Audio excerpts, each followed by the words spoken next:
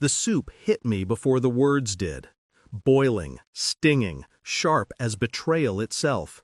Her smile came next, thin, triumphant, a smile people reserve for victories they didn't earn. That's what you deserve. My son didn't flinch, didn't stand. He just looked at me the way strangers look at crowds, detached, unbothered. She's right, Mom. And that was the wound that burned more than the soup.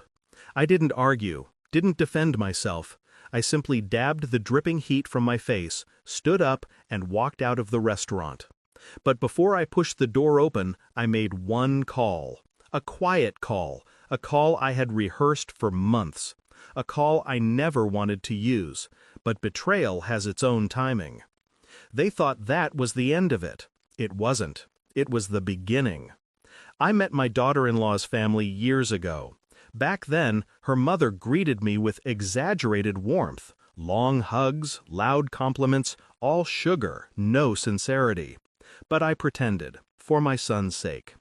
My son, he used to hold my arm when walking, used to call every night, used to trust me.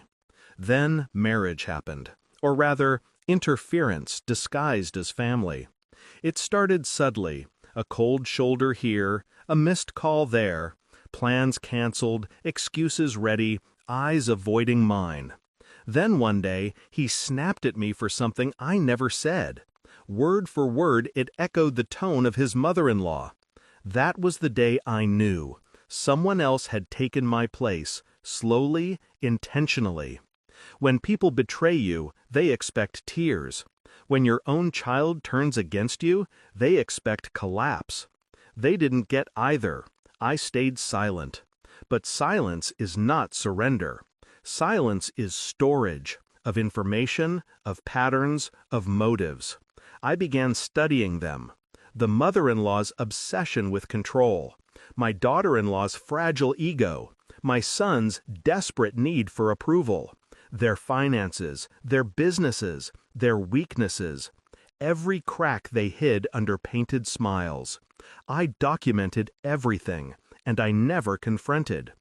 The quiet person is always underestimated, and underestimated is the perfect position to strike from.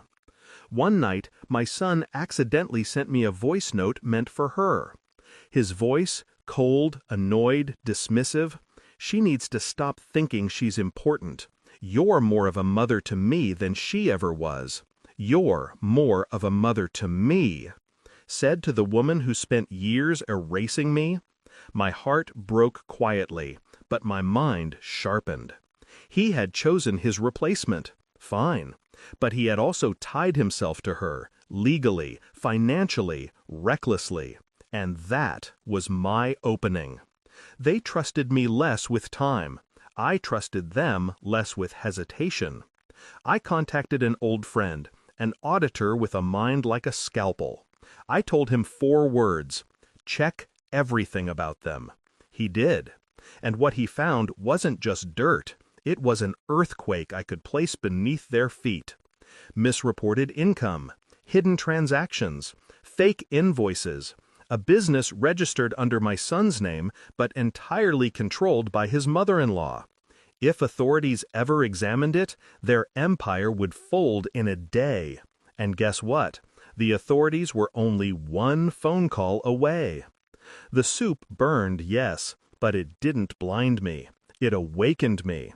Her smug face, my son's silence, their confidence, intoxicating. That's why I made the call right there, to my auditor friend. It's time, I said. By the time I reached home, it had already begun. The next morning, I heard the chaos through my son's frantic calls. First came the tax officers, then the anti-corruption department, then the bank's fraud division. Their house was searched, her business meetings were questioned, accounts were frozen, her reputation shattered under the weight of her own lies. My son called again and again, voice trembling for the first time. "Mom, please, something's happening. I think they're coming for us." Us. How quickly he remembered the word when he needed saving. I let the phone ring. Then I called him back, calm as ever. You replaced me, I said, so ask the one who took my place to save you. Silence. A long, shaking silence. I ended the call. 2 days later he came to my door, eyes red, clothes creased, fear swallowing him whole. "Mom, please, I didn't know. I didn't mean any of it." But his mother-in-law? She stood behind him like a crumbling statue. No makeup, no pride, no power left. "You did this," she hissed at me. "No," I said softly. "You did this to yourselves. I just stopped protecting you from it." Her knees buckled. My son caught her. Poetic. I stepped back inside and closed the door. Not angrily, calmly, like I was closing a chapter. I didn't destroy them. I simply let the truth do what truth always does. Expose. They never regained the life they had. They never looked at me the same again. Not with hatred, with fear, with respect, with the realization that the quietest person in the room had been the most dangerous all along. And me? I finally breathed. Sometimes revenge isn't fire. Sometimes it's the moment you stop shielding people from the consequences of their own actions.